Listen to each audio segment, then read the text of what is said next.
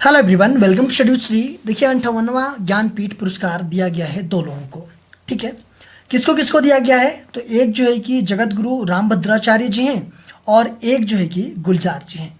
इन दो लोगों को जो है कि 58वां ज्ञानपीठ पुरस्कार दिया गया है, इसीलिए जो है कि ये चर्चा में है। तो हम जगत गुरु रामभद्राचार्य इनके बारे में भी जानेंगे और जो गुलजार जी हैं इनके बारे में भी हम जानेंगे और ज्ञानपीठ पुरस्कार के बारे में भी हम बात करेंगे। और अंत में एक अभ्यास प्रश्न होगा जो कि आप लोगों के लिए होगा और इस वीडियो से संबंधित होगा। उसका आंसर कमेंट बॉक्स में आप लोगों को बताना है और वीडियो को अधिक से अधिक शेयर करना है। तो स्टार्ट करते हैं। 58वां ज्ञानपीठ पुरस्कार राष्ट्रपति ने संस्कृत विद्वान जगत गुरु रामभद्राचार्य और प्रसिद्ध कवि गीतकार गुलजार को वर्ष 2023 के लिए 58वें ज्ञानपीठ पुरस्कार से सम्मानित किया गया है। ये जो है कि हमारी जो देश की राष्ट्रपति हैं द्रौपदी मुर्मू जी, इनके द्वारा जो है कि दिया गया है। किसको? तो ये संस्कृत विद्वान है जगत गुरु रामभद्राचार्य और जो प्रसिद्ध कवि हैं और गीतकार हैं ये जो है कि गुलजार जी, मतलब दो लोगों को जो है कि दिया गया है 58वां ज्ञानपीठ पुरस्कार। अब हम बात करें जगत गुरु रामभद्राचार्य के बारे में, तो ये एक प्रतिष्ठित संस्कृत विद्वान और हिंदू आध्यात्मिक गुरु हैं। इन्होंने 1982 में जगत गुरु रामानंदाचार्य की उपाधि धारण की हुई है। ये चित्रकूट जो कि मध्य प्रदेश में स्थित है, तुलसी पीठ के संस्थापक और प्रमुख हैं, जो एक प्रमुख धार्मिक और साहित्यिक संस्थान है। इन्होंने अब तक 240 से अधिक कृतियों की रचना की है। इन्होंने 4 प्रमुख संस्कृत महाकाव्य रचे हैं। कौन कौन से? तो भार्गव राघवम, श्री रामायणम, दशावतार तीर्थम और रामानंदाचार्य तीर्थम। ये जो है कि संस्कृत में जो है कि ये इनके महाकाव्य हैं जो कि 4 इनके द्वारा रचा गया है। इन्हें वर्ष 2015 में पद्म विभूषण से भी सम्मानित किया गया था। अब वही हम बात कर लेते हैं गुलजार जी के बारे में। तो संपूर्ण सिंह कालरा गुलजार एक प्रसिद्ध उर्दू कवि, गीतकार, लेखक और फिल्म निर्देशक हैं। इन्होंने त्रिवेणी काव्य शैली की शुरुआत की। इन्होंने माचिस, आंधी तथा कोशिश जैसी प्रसिद्ध फिल्मों के माध्यम से हिंदी सिनेमा में अस्थायी योगदान दिया है।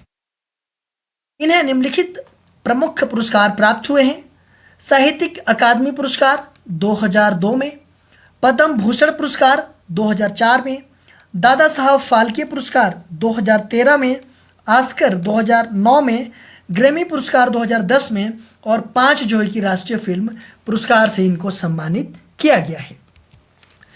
देखिए, एक इम्पोर्टेंट सूचना यह है कि आप लोग मेरे से जुड़ जाइए।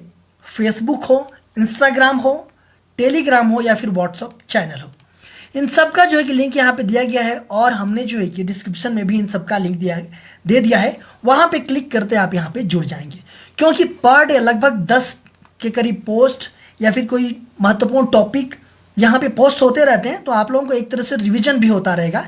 तो इन सब सारे जगहों से आप लोग जुड़ जाइए। अब हम बात कर लेते हैं ज्ञानपीठ पुरस्कार के बारे में। वर्ष 1961 में इसकी स्थापना की गई थी ज्ञानपीठ पुरस्कार की, और वर्ष 1965 में पहली बार जो है कि यह प्रदान किया गया था।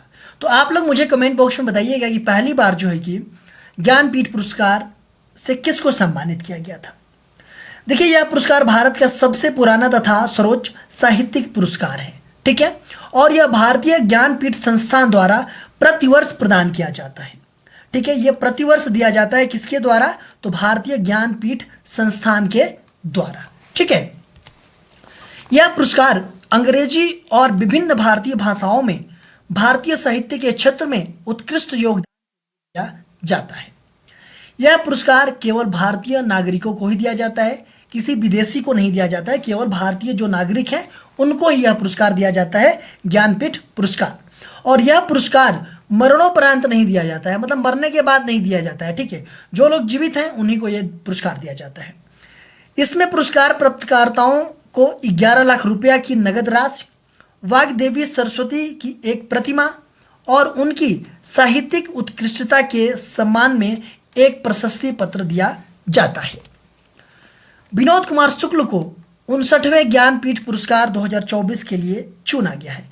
देखिए ये तो 58वां ज्ञानपीठ पुरस्कार था, लेकिन 59वें ज्ञानपीठ पुरस्कार 2024 है उसके लिए किसको चुना गया है? तो ये विनोद कुमार शुक्ल को चुना गया है। और विनोद कुमार शुक्ल जो है कि यह सम्मान पाने वाले छत्तीसगढ़ के पहले लेखक बन गए हैं।